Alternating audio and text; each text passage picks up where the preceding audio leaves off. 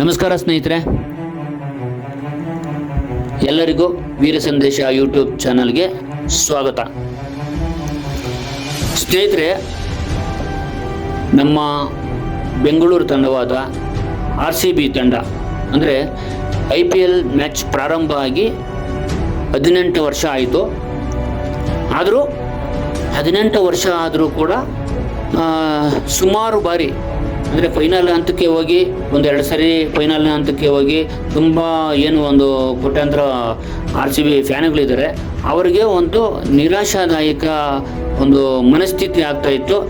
ಆದರೂ ಕೂಡ ನಮ್ಮ ಒಂದು ದೇಶದಾದ್ಯಂತ ಇಷ್ಟು ತಂಡಗಳಿದ್ದಾವೆ, ಅದರಲ್ಲಿ ಒಂದು ಫೇವ್ರೆಟ್ ತಂಡ ಅಂತ ಅನಿಸ್ಕೊಂಡಿತ್ತು RCB ತಂಡ.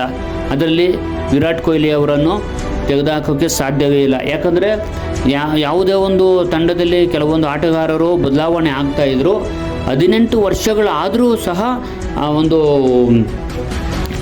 RCB ತಂಡವನ್ನು ಯಾವುದೇ ಒಂದು ಕಾರಣಕ್ಕೂ ಬಿಟ್ಟುಕೊಡದೆ ನಮ್ಮದೇ ಅಂದರೆ ನಾವು ಬೆಂಗಳೂರು ಹುಡುಗ ಅನ್ನೋ ಒಂದು ರೀತಿಯಲ್ಲಿ ವಿರಾಟ್ ಕೊಹ್ಲಿಯವರು ಒಂದು RCB ತಂಡದಲ್ಲಿ ಆಡ್ತಾ ಇದ್ದಿದ್ದು ಒಂದು ಪ್ರಶಂಸನೀಯ ವಿಚಾರವೇ ಹೌದು. ಇದರಲ್ಲಿ ಕ್ರಿಸ್ ಗೇಲ್ ಅವರು ಸಹ ಪಾಲ್ಗೊಂಡಿದ್ದರು ಹಾಗೂ AB ಡಿವಿಲಿಯರ್ಸ್ ಕೂಡ ಪಾಲ್ಗೊಂಡಿದ್ದರು ಈ ಒಂದು ಪಂದ್ಯದ ಒಂದು ಕಾರ್ಯಕ್ರಮದಲ್ಲಿ. ಹಾಗೂ ಇಂಥ ಒಂದು ತುಂಬ ಖುಷಿಯಾದ ವಿಚಾರ ಏನಪ್ಪ ಆಗಿತ್ತು ಅಂದರೆ ನಮ್ಮ ರಾಜ್ಯದ ಹಳಿಯ ಅಂತ ಹೇಳ್ಬೋದು, ಸುಧಾಮೂರ್ತಿಯವರ ಹಳಿಯ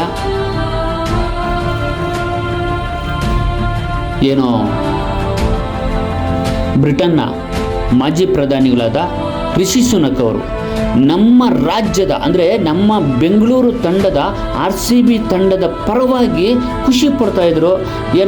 ನಮ್ಮ ತಂಡದ ಒಂದು ರನ್ ಸ್ಕೋರ್ ತುಂಬ 6 4ಗಳು ಎತ್ತಿದಾಗ ಅವರು ಖುಷಿ, ಹಾಗೂ ಎದುರಾಳಿ ತಂಡದ ಒಂದು ವಿಕೆಟ್ ಬಿದ್ದಾಗ ಕೂಡ ತುಂಬ ಖುಷಿ ಪಡ್ತಾಯಿದ್ರು. ಇನ್ನೊಂದು ದೇಶದ ಪ್ರಧಾನಿ ಬಂದು ಅಂದರೆ ಬೆಂಗಳೂರು ತಂಡದ ಪರವಾಗಿ ಒಂದು ನಿಂತಿದ್ರು ಅಂದರೆ ತುಂಬ ಖುಷಿ ಪಡುವಂಥ ವಿಚಾರವೇ. ಹಾಗಾಗಿ RCB ಫ್ಯಾನುಗಳು ಗುಜರಾತ್ನ ಒಂದು ನರೇಂದ್ರ ಮೋದಿ ಸ್ಟೇಡಿಯಮ್ಮಲ್ಲಿ ಆಡಿದರೂ ಸಹ ಬೆಂಗಳೂರು ತಂಡದ ಅಭಿಮಾನಿಗಳು ಅತಿ ಹೆಚ್ಚಿನ ರೀತಿಯಲ್ಲಿ ಅಂದರೆ ಒಂದು 80ರಿಂದ 90% ಅಭಿಮಾನಿಗಳು ಕೇವಲ RCB ತಂಡದ ಅಭಿಮಾನಿಗಳೇ ಇದ್ದಿದ್ದು. RCB ಅಂದರೆ ವಿರಾಟ್ ಕೊಹ್ಲಿ ಅಂತ ಕೂಗ್ತಾ ಇದ್ದಿದ್ದು ತುಂಬ ಒಂದು ನಮ್ಮ ಬೆಂಗಳೂರು ತಂಡದ ಒಂದು ತಂಡಕ್ಕೆ ತುಂಬ ಖುಷಿ ಕೊಟ್ಟಿದೆ ಅಂತ ಹೇಳ್ಬೋದು. ಇದಕ್ಕೂ ಹಿಂದೆ ಒಂದು ಜ್ಞಾಪಕ ಮಾಡ್ಬೋದು ಸ್ನೇಹಿತರೆ, ಒಂದು ಕ್ರಿಸ್ ಗೇಲ್ ಅವರು 2 ವರ್ಷ ಈ RCB ತಂಡದಲ್ಲಿ ಆಡಿ ಅತಿ ಹೆಚ್ಚಿನ ಅಂದರೆ 175 ರನ್ನು ಯಾವುದೇ ಒಂದು RCB IPL ಮ್ಯಾಚಲ್ಲಿ ಆಗಿರ್ಬೋದು ಅಥವಾ ಬೇರೆ ಇತರೆ ಒಂದು 2020 ಮ್ಯಾಚಲ್ಲಿ ಆಗಿರ್ಬೋದು, ಯಾರೂ ಒಂದು ಒಡೆಯಲು ಆಗದಂಥ 175 ರನ್ನು ಬಾರಿಸಿ ತುಂಬ ಎಲ್ಲರ ಹೆಗ್ಗಳಿಕೆಗೂ ಪಾತ್ರ ಆಗಿದ್ದರು ಅವರು ಇದ್ದರು. ಹಾಗಾಗಿ ನಮ್ಮ RCB ತಂಡ ಯಾವತ್ತೂ ಸಹ ಸೋಲಿನ ಅಂಚಿಗೆ ಹೋಗ್ತಾ ಇರಲಿಲ್ಲ.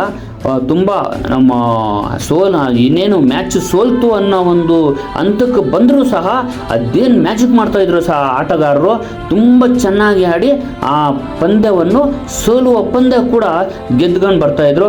ಹಾಗೆ ಕೂಡ ನಮ್ಮ ಒಂದು ನೆನ್ನೆ 3ನೇ ತಾರೀಕೇನು ಪಂದ್ಯ ಆಡಿದರೆ ಗುಜರಾತ್ನ ನರೇಂದ್ರ ಮೋದಿ ಸ್ಟೇಡಿಯಮ್ಮಲ್ಲಿ ತುಂಬ ಖುಷಿಯಾಯಿತು. ಮೊನ್ನೆ ತಾನೇ ಹೋದ ವರ್ಷ ಒಂದು 2020 ವರ್ಲ್ಡ್ ಕಪ್ ಆಯಿತು, ಅದಕ್ಕೂ ಸಹ ತುಂಬ ಖುಷಿಪಟ್ಟರು ನಮ್ಮ ಜನಗಳು. ಆದರೂ ವರ್ಲ್ಡ್ ಕಪ್ ಗೆದ್ದರೂ ಸಹ ಎಷ್ಟು ಖುಷಿಯಾಯಿತು, ಅದಕ್ಕಿಂತಲೂ 10ರಷ್ಟು ಖುಷಿಪಟ್ಟ ಜನ ನಮ್ಮಲ್ಲಿದ್ದರು. ಹಾಗಾಗಿ RCB ತಂಡ ಅಂದರೆ ಇಡೀ ದೇಶದಲ್ಲೇ ಹೈಯೆಸ್ಟ್ ಅಭಿಮಾನಿಗಳನ್ನು ಹೊಂದಿರತಕ್ಕಂಥ ತಂಡ ಅಂತ ಹೇಳ್ಬೋದು. ಈ ಸಲ ಈ ಸಲ ಕಪ್ ನಮ್ಮದು, ಈ ಸಲ ಕಪ್ ನಮ್ಮದು ಅಂತ ಎಷ್ಟೇ ಬಾರಿ ಕಪ್ ಗೆಲ್ಲದೇ ಇದ್ರೂ ಸಹ ಈ ಒಂದು ಸ್ಲೋಗನ್ ಮಾಡ್ಕೊಂಬಿಟ್ಟಿದ್ರು.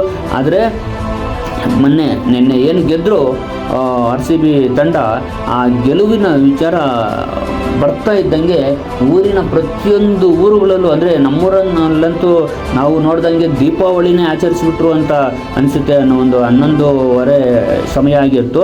ಅದರಲ್ಲಿ ದೀಪಾವಳಿನೇ ಆಚರಿಸ್ತಾ ಇದ್ದಾರೆ ಅಂತ ಮನೋಭಾವ ಬಂದ್ಬಿಡ್ತು. ಅಷ್ಟು ಜನ ಅಭಿಮಾನಿಗಳು ಪಟಾಕಿಗಳನ್ನ ಸಿಡಿಸಿ ಅಭಿಮಾನವನ್ನು ಮೆರೆದರು. ಇದರಲ್ಲೇನು ಯಾವುದೇ ಒಂದು ಪ್ರಶ್ನೆ ಮಾಡೋತಕ್ಕಂಥ ವಿಚಾರವೇ ಅಲ್ಲ. ಆದರೆ ಒಂದು ವಿಚಾರ, ಒಂದು ನೋವಿನ ವಿಚಾರ ಏನಪ್ಪ ಅಂದರೆ, ನಮ್ಮ RCB ತಂಡ ಕಪ್ಪು ಗೆದ್ದು ಇನ್ನೇನು ನಮ್ಮ ಏನು ಬೆಂಗಳೂರಿಗೆ ಬಂದು ಸಂಭ್ರಮಾಚರಣೆಯನ್ನು ಏರ್ಪಡಿಸಿ ಇನ್ನೇನು ಒಂದು ತಮ್ಮ ಹರ್ಷೋದ್ಗಾರವನ್ನು ತೋರಿಸ್ಕೊಳ್ಬೇಕು.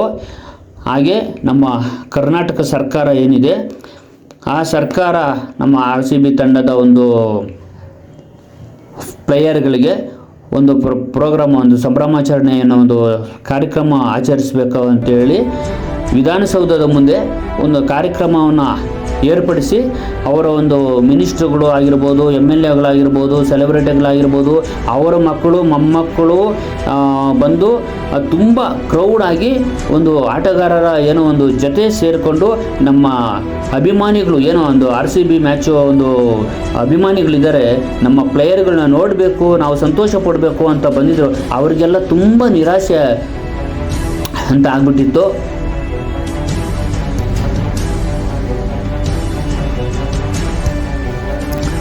ನಂತರ ನಮ್ಮ ಬೆಂಗಳೂರಿನ ಚಿನ್ನಸ್ವಾಮಿ ಸ್ಟೇಡಿಯಂನಲ್ಲಿ ಆಟಗಾರರಿಗೆ, ಅಂದರೆ RCB ತಂಡದ ಆಟಗಾರರಿಗೆ ಒಂದು ಬಹುಮಾನ ನೀಡುವ ಕಾರ್ಯಕ್ರಮವನ್ನು ಕೂಡ ಏರ್ಪಡಿಸಲಾಗಿತ್ತು. ಆದರೆ ಅಲ್ಲಿ ನಡೆದಿದ್ದೇ ಬೇರೆ ಸ್ನೇಹಿತರೆ. ಎಲ್ಲ ಒಂದು ತುಂಬ ವರ್ಷಗಳ ನಂತರ ಕಪ್ ಗೆದ್ದು ಬಂದ ನಮ್ಮ ತಂಡವನ್ನು ಏನು ಆಹ್ವಾನಿಸಿ ಅದರ ಸಂಭ್ರಮಾಚರಣೆಯಲ್ಲಿ ಪಾಲ್ಗೊಳ್ಳಬೇಕು, ಖುಷಿ ಪಡಬೇಕು ಅಂತ ಅಭಿಮಾನಿಗಳು ತುಂಬ ಸಂಭ್ರಮದಿಂದ ನುಗ್ಗಿದ್ರು. ಆದರೆ ಅದರಲ್ಲಿ ನಡೆದಿದ್ದೇ ಬೇರೆ. ಸಂಭ್ರಮಾಚರಣೆಯ ಬದಲು ಆ ಚಿನ್ನಸ್ವಾಮಿ ಸ್ಟೇಡಿಯಂ ಒಂದು ಸಾವಿನ ಮನೆಯಂತೆ ಬದಲಾಗಿ ಹೋಯಿತು. ಇದು ತುಂಬ ದುಃಖದ ವಿಚಾರ ಅಂತ ಹೇಳ್ಬೋದು ಸ್ನೇಹಿತರೆ. 30-40 ಸಾವಿರ ಜನ ಸೇರುವಂಥ ಒಂದು ಸ್ಟೇಡಿಯಮ್ಮಲ್ಲಿ ಲಕ್ಷಾಂತರ ಜನ ಸೇರಿದ್ದರಿಂದ ಪರಿಣಾಮ ಸುಮಾರು 11 ಜನ ಅಮಾಯಕರು ಏನು ಒಂದು ಸಂಭ್ರಮಾಚರಣೆ ಮಾಡಬೇಕು ಅಂತ ಬಂದಿದ್ರು, ಅವರು ಸಾವಿನ ಮನೆ ಸೇರಿದ್ರು ಸ್ನೇಹಿತರೆ. ಹೇಳೋದಕ್ಕೆ ತುಂಬ ಬೇಜಾರಾಗುತ್ತೆ, ನೋವಾಗುತ್ತೆ. ಅವರ ಮನೆಯವರಿಗೆ, ಅವರ ಫ್ಯಾಮಿಲಿ ಇವ್ರಿಗೆ ಎಷ್ಟು ನೋವಾಗಿರ್ಬೋದು. ಈಗ ಒಂದು 6 ವರ್ಷದ ಮಗು ಹಾಗೂ ಒಂದು 14 ವರ್ಷದ ಮಗು ಸೇರಿ ಇನ್ನೂ ಬದುಕಿ ಬಾಳಬೇಕಾಗಿರ್ತಕ್ಕಂಥ ಮಕ್ಕಳು ಒಂದು ಜೀವ ತೆತ್ತಿದ್ದಾರೆ ಅಂದರೆ ಏನು ಹೇಳ್ಬೋದು ಸ್ನೇಹಿತರೆ. ಅದರಲ್ಲೂ ಒಂದು 20ಕ್ಕೂ ಹೆಚ್ಚು ಜನ ಇನ್ನೂ ಗಂಭೀರ ಗಾಯಗಳಾಗಿದ್ದಾರೆ ಅಂತ ಹೇಳ್ತಾ ಇದ್ದಾರೆ. ಅವರ ಸ್ಥಿತಿನೂ ಏನೂ ಹೇಳೋಕ್ಕಾಗೋದಿಲ್ಲ, ಅದು ಉಳಿತಾರೋ ಬಿಡ್ತಾರೋ ಅಂತ ತುಂಬ ಬೇಜಾರಾಗ್ತಿದೆ. ಇದರಲ್ಲಿ ಒಂದು ಪೊಲೀಸವರಾಗಿರ್ಬೋದು, ಇನ್ನೊಂದು ಪೊಲೀಸವರು ಹೇಳಿದರೂ ಸಹ ಒಂದು ಸರ್ಕಾರ ಈ ರೀತಿ ಒಂದು ಅನಾಗರಿಕತೆಯ ವಿಚಾರ ಇಷ್ಟು ಬೇಗ ಮಾಡಿದ್ದು ಒಂದು ತಪ್ಪು ಅಂತ ಹೇಳ್ಬೋದು. ಆದರೆ ನಮ್ಮ ರಾಜ್ಯ ಸರ್ಕಾರಕ್ಕೆ ಇಷ್ಟು ಬೇಗ ಒಂದು ಆಟಗಾರರಿಗೆ ಒಂದು ಕಪ್ ಕೊಡುವ, ತಮ್ಮ ಕೈಯಾರೆ ಒಂದು ಬಹುಮಾನ ಕೊಟ್ಟು ಆಶೀರ್ವದಿಸಬೇಕು ಅಂತ ಅರ್ಜೆಂಟ್ ಏನಿತ್ತು ಸ್ನೇಹಿತರೆ? ಈಗಾಗಲೇ ಕಪ್ಪಲ್ಲಿ ಗೆದ್ದು ಒಂದು ತಂಡಕ್ಕೆ ಕಪ್ ಕೊಟ್ಟಿದ್ದಾರೆ, ತೆಗೆದುಕೊಂಡು ಬಂದಿದ್ದಾರೆ. ನಮ್ಮ ಬೆಂಗಳೂರು ತಂಡದಲ್ಲಿ ಅಥವಾ ಒಂದು ದಿನ ಅದು ಆಗ್ಬೋದು ಅಥವಾ 2 ದಿನ ಆಗ್ಬೋದು, 2-3 ದಿನ ಲೇಟ್ ಆದರೂ ಏನೂ ಬೇಜಾರಾಗ್ತಾ ಇರಲಿಲ್ಲ. ಒಂದು ಸ್ವಲ್ಪ ಕ್ರೌಡ್ ಕಮ್ಮಿ ಆಗ್ತಾ ಇತ್ತು ಮತ್ತು ಒಂದು ಪೊಲೀಸರ ಒಂದು ಆಯೋಜನೆಯೂ ಸಹ ಅವರು ಸುಧಾರಿಸ್ಕೊಬೋದಾಗಿತ್ತು. ಆದರೆ ದಿಢೀರಂತ ಅವ್ರು ಏನು ಕಪ್ ಗೆದ್ದಿದ್ದಾರೆ ಇಮ್ಮಿಡಿಯೇಟಾಗಿ ಬಂದು ಒಂದು ಸ್ಟೇಡಿಯಮ್ಮಲ್ಲಿ ಇಷ್ಟ ಒಂದು ಸಂಭ್ರಮಾಚರಣೆಯನ್ನು ಮಾಡ್ತಾ ಇದ್ದಾರೆ ಅಂದರೆ ಅವರು ಹರ್ಷೋದ್ಗಾರ ತುಂಬ ಏನು ಒಂದು ಬಿಸಿಲಿ ಏನು ತುಂಬ ಅಭಿಮಾನಿಗಳು ತುಂಬ ನೆರೆದಿದ್ರು ಅದನ್ನು ಒಂದು ಪೊಲೀಸ್ನವ್ರ ಕೈಲೂ ಕೂಡ ಇದು ಕಂಟ್ರೋಲ್ ಮಾಡೋಕ್ಕಾಗದೆ ತುಂಬ ಜನ ನೂಕುನುಗ್ಗಲಾಗಿ 11 ಜನ ಸತ್ತಿದ್ದಾರೆ ಅಂದರೆ ತುಂಬ ಬೇಸರ ಪಡುವಂಥ ವಿಚಾರ. ಹಾಗೂ ನಮ್ಮ ರಾಜ್ಯ ಸರ್ಕಾರಕ್ಕೆ ಒಂದು ಯೋಚಿಸಬೇಕಾಗಿತ್ತು. ಯಾಕಂದರೆ ಈ ಆರಕ್ಷಕರು ತಂಡ ಕಡಿಮೆ ಇದೆ, ಈ ದಿಢೀರಂತ ಈ ಪ್ರೋಗ್ರಾಮ್ ಮಾಡ್ಬೋದಾ ಬೇಡವಾ ಅಂತ. ಆದರೆ ತಮ್ಮ ಬೇಳೆ ಬೇಯಿಸ್ಕೊಳ್ಳೋದಕ್ಕೋಸ್ಕರ ಈ ಒಂದು ನಿರ್ಧಾರ ತಗೊಂಡಿದ್ದು ಎಷ್ಟು ಸರಿ ಅಂತ ಹೇಳ್ಬೋದು ಅಲ್ವಾ. ಅಭಿಮಾನ ಇರಬೇಕು ಸ್ನೇಹಿತರೆ, ಆದರೆ ಇಷ್ಟೊಂದು ಅತಿ ಹೆಚ್ಚಿನ ಹುಚ್ಚು ಅಭಿಮಾನ ಇರೋದು ಮಹಾನ್ ತಪ್ಪು. ಯಾಕಂದರೆ RCB ಮ್ಯಾಚ್ ಗೆದ್ದರು, ಈ ವರ್ಷ ಮ್ಯಾಚ್ ಗೆದ್ದರು, ಮುಂದೆ ವರ್ಷನೂ ಗೆಲ್ಬೋದು, ಇನ್ನೂ ಅವಕಾಶ ಇದೆ. ಇನ್ನು ಮುಂದಿನ ವರ್ಷನೂ ಸಹ ಇದೇ ಥರ ಆಡಿದ್ರೆ ಕಪ್ಪು ಗೆಲ್ಲುವ ಅವಕಾಶ ಇದೆ. ಇದೊಂದೇ ಕೊನೆಯಲ್ಲ. ಆದರೆ ಹೋದ ಪ್ರಾಣಗಳು ಬರೋದಿಲ್ಲ ಅಲ್ವಾ. ಅದಕ್ಕೆ ಅವ್ರ ಫ್ಯಾಮಿಲಿ ಮೆಂಬರ್ಸ್ ಆಗಿರ್ಬೋದು, ಏನು ಮಕ್ಕಳನ್ನ ಕಳ್ಕೊಂಡು ಅಪ್ಪ ಅಮ್ಮಂದ್ರ ನೋವು ಹೇಳೋಕ್ಕಾಗೋದಿಲ್ಲ.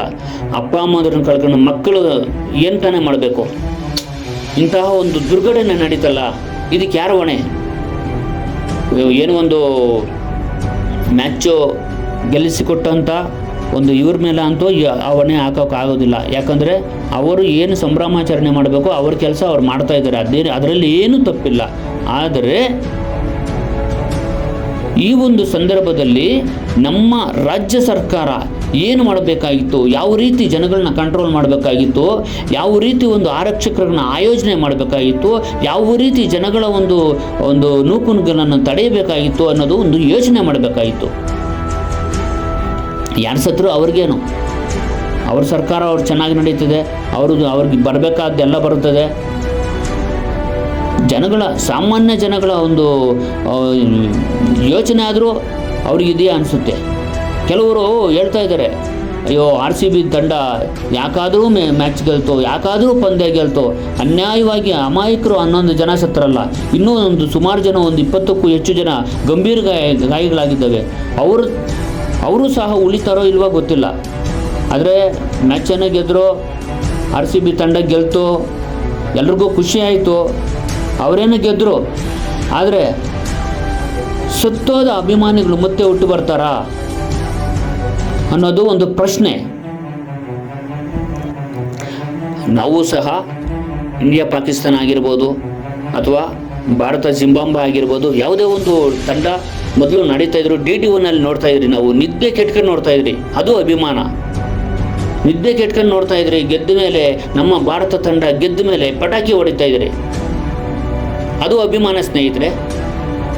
ಆದರೆ ಬೆಟ್ಟಿಂಗ್ ಕಟ್ಕೊಂಡು ಅದರಲ್ಲಿ ಸೋತೋಗಿ ಅದರಲ್ಲಿ ನಮಗೆ ಸಾಲ ಮಾಡಿಕೊಂಡು ಅದರಲ್ಲಿ ಕೆಲವರು ಎಷ್ಟೋ ಜನ ಸೂಸೈಡ್ ಮಾಡ್ಕೊಂಡು ಸತ್ತಿದ್ದಾರೆ. ಇದು ಕೂಡ ತುಂಬ ಹುಚ್ಚು ಅಭಿಮಾನ ಅಂತ ಹೇಳ್ಬೋದು. ಬೆಟ್ಟಿಂಗ್ ಕಟ್ಟೋ ಅವಕಾಶ ಏನಾದರೂ ಇತ್ತು ಸ್ನೇಹಿತರೆ, ಅಭಿಮಾನ ಇರಬೇಕು, ಆದರೆ ಇಷ್ಟೊಂದು ಮೆಂಟಲಿ ಅಭಿಮಾನ ಇರಬಾರ್ದು. ಆದರೆ ಇದುವರೆಗೂ ಕ್ರಿಕೆಟ್ ವಿಚಾರದಲ್ಲಿ ಇದುವರೆಗೂ ಇಷ್ಟೊಂದು ನೂಕುನುಗ್ಗಲಾಗಿ ಜನ ಸತ್ತಿರೋದು ಇದೇ ಮೊದಲನೇ ಬಾರಿ ಅಂತ ಹೇಳ್ಬೋದು. ಅದನ್ನು ಕೆಲವು ಅಭಿಮಾನಿಗಳು ನೇರವಾಗಿ ಸರ್ಕಾರಕ್ಕೆ ಹೊಣೆ ಮಾಡ್ತಾ ಇದ್ದಾರೆ. ಆದರೆ ಈ ಒಂದು ರೀತಿ ಅವ್ರಿಗೆ ನಡಿಬಾರ್ದಾಗಿತ್ತು. ಅಚಾತುರ್ಯ ನಡೆದೋಗಿದೆ. ಅವರು ಏನು ಒಂದು ಅಭಿಮಾನದ ಹೊಳೆಯಲ್ಲಿ ಮಿಂದು ಹೋಗಿ ತಮ್ಮ ಸಾವನ್ನು ತಾವೇ ತಂದುಕೊಂಡ್ರು. ಅಂಥ ಅಭಿಮಾನಿಗಳಿಗೆ ಪಾಪ ಒಂದು ಸರ್ಕಾರ ಆಗಿರ್ಬೋದು, ಒಂದು ತಂಡದ ಯಾರೇ ಆಗಿರ್ಬೋದು, ಅವರಿಗೆ ಒಂದು ಸಹಾಯ ಮಾಡಿ ಅವರ ಕುಟುಂಬಕ್ಕೆ ಒಂದು ಸಾಂತ್ವನ ಹೇಳಿ ಅಂತ ಹೇಳ್ತಾ ಒಂದು ವಿಚಾರವನ್ನು ಮುಗಿಸ್ತಾ ಇದ್ದೀನಿ. ತಮ್ಮ ಅಭಿಪ್ರಾಯ ಏನಂತ ಕಮೆಂಟ್ಸ್ ಮಾಡಿ. ನಮ್ಮ ವೀರ ಸಂದೇಶ ಯೂಟ್ಯೂಬ್ ಚಾನಲ್ನ ಸಬ್ಸ್ಕ್ರೈಬ್ ಮಾಡಿ, ಲೈಕ್ ಮಾಡಿ ಸ್ನೇಹಿತರೆ. ಧನ್ಯವಾದಗಳು.